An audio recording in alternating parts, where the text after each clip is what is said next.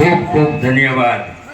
અને તમારા આંગણે સારો શુભ પ્રસંગ હોય અને ગુરુનું આગમન જ્યારે થાય એટલે આપણા બધાના અહોભાગ્ય।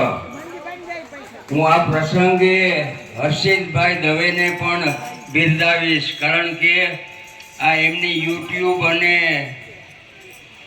એની ઘણી ચેનલમાં તમે આખા પાદરિયાને એની આખા જગતમાં પ્રખ્યાત કર્યું। લગભગ 790 કરોડ જેવી સંખ્યામાં આ 286 દેશમાં આપણે બધા ગયા છે। તમને કલ્પના નહીં હોય, ખ્યાલ નહીં હોય, આખા જગતમાં આપણો આ પ્રસંગ દાસારામ સત્સંગ મંડળ અને ગોપી મંડળ અને આ ભાગવત ભગવાનનું સાનિધ્ય આખા વિશ્વ લેવલે જેમણે પ્રસિદ્ધ કર્યું છે એ હર્ષિતભાઈનો પણ ખૂબ ખૂબ આભાર। જોરદાર તાળીઓથી વધાવીએ। બોલ કૃષ્ણ કનૈયા લાલ કી મને માફ કરજો, માતામાં પણ હોય, રઘુરામ બાપા સાથે માતામાં પણ આવ્યા હોય, બંને દંપતીઓનું અહીંયા ઉપસ્થિત તમામ વતી ખૂબ ખૂબ આપણા ગામના શંકરના પૂજારી માતામાં છે, એ માતામાંનું સન્માન કરો।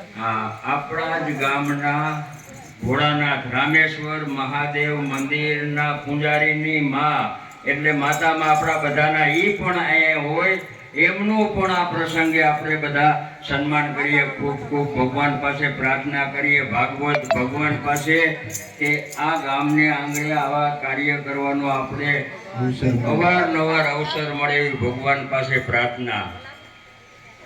મને અમારા મુંગેરા મહેમાન બીજાપુરથી આવ્યા છે, શાંતાબેનનું સન્માન કરવું। શાંતાબેન પધાર્યા હોય, મુંગેરા મહેમાન તરીકે જેમનો ઉલ્લેખ કરવામાં આવ્યો એવા શાંતાબેન આવી જાઓ। તમારું પણ આ પ્રસંગે અહીંયા અમારા બહેનો સન્માન કરશે। ગોપી મંડળ ઊભું થાય, બધાએ સન્માન। તમામ ગોપી મંડળને પણ નમ્ર વિનંતી કે અહીંયા આવે અને શાંતામાનું સન્માન કરે।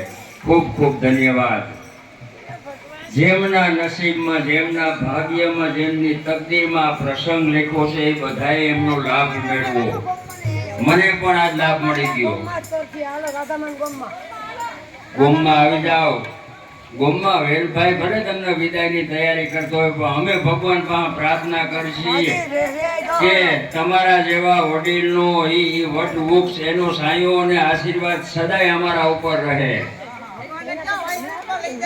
ના ના, ક્યાંય નથી મોકલવા, વડીલોનો આશીર્વાદ રહે ને એ જ ભગવાન પાસે પ્રાર્થના। ખૂબ ખૂબ ધન્યવાદ બધાનો।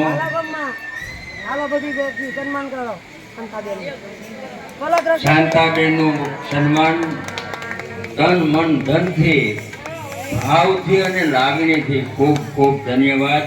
રઘુરામ બાપા માતામાં બંને વિશેષ કંઈ હોય તો મારું ધ્યાન દોરજો।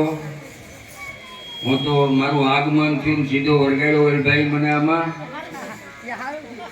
ક્યાંક નામે ના આવડતા માપ, પણ મને એક ખ્યાલ છે, એક વખત અહીંયા લોપી ઉત્સવ ને ભજન ત્યારે 2 વખત રાતે આવ્યો મેં। મારી લાઈફમાં મેં ખૂબ આવી ભાગવત સપ્તાહોનો લાભ લીધો, પણ આ શાસ્ત્રી એક અનોખા છે કે આખી રાત 12-1 વાગ્યા સુધી કંઈક લાઇટનું કામ કરતા હોય, કંઈક પંખાનું કરતા હોય, કંઈક બીજું આયોજન તબલા પેટીનું, એના જપ ન હોય અને સંતોષી જીવડો આવડું મોટું ભાગવત સપ્તાહનું રસપાન આપણે જ્યારે પીરસતા હોય છતાં પણ તન રાતે મેં જોયું શા એમણે બનાવ્યો અને બધાને પાયો। વેલભાઈ શા પણ શાસ્ત્રીજીએ બનાવ્યો અને બધાને પાયો। મોટું મન રાખીને આપણે આ ભગીરથ કાર્યનો જ્યારે લાભ આપ્યો